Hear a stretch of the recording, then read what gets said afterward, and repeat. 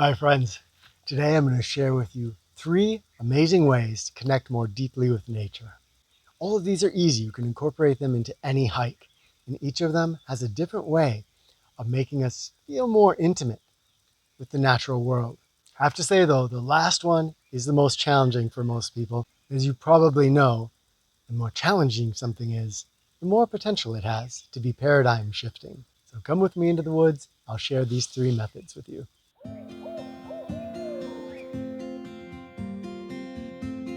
Trails, we all love them. They make walking easier.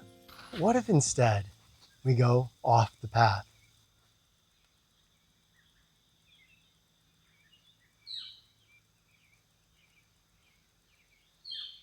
Seems like a simple thing, but we do something special here. You see, our brain has a love of categorizing things. And especially if we've walked down a path many times, it becomes what we call familiar.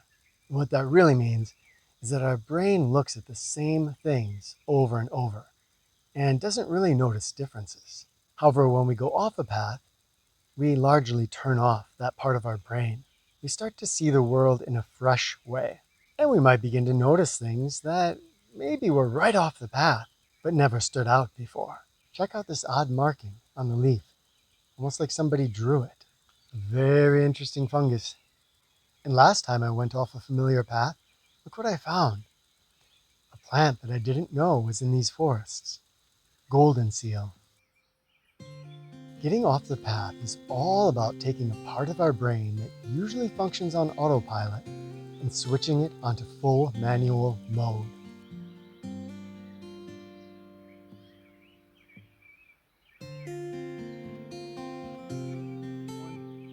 The second one is to get up close with the little world. I've brought along something expressly for the purpose. The trick with this one is that it gets our brain out of its usual level of perception. By level, I mean our actual height. Usually we're walking along and we're only seeing things from one level. I'm just going to spend a minute or so and check out what we discover in this one small little area.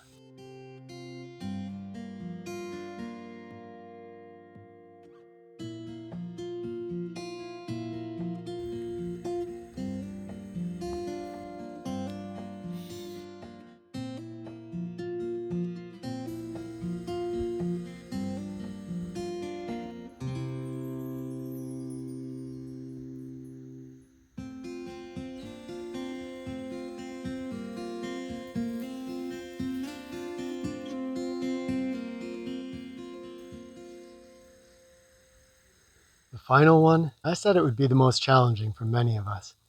It's reading to a tree. I know, it can sound almost crazy, can't it? But those who are willing to try it usually report that something very special happens. When you read to a tree, you treat another creature, another being, like an equal, like someone who you can connect with. If you grew up in a reading family, reading to someone is an intimate connection.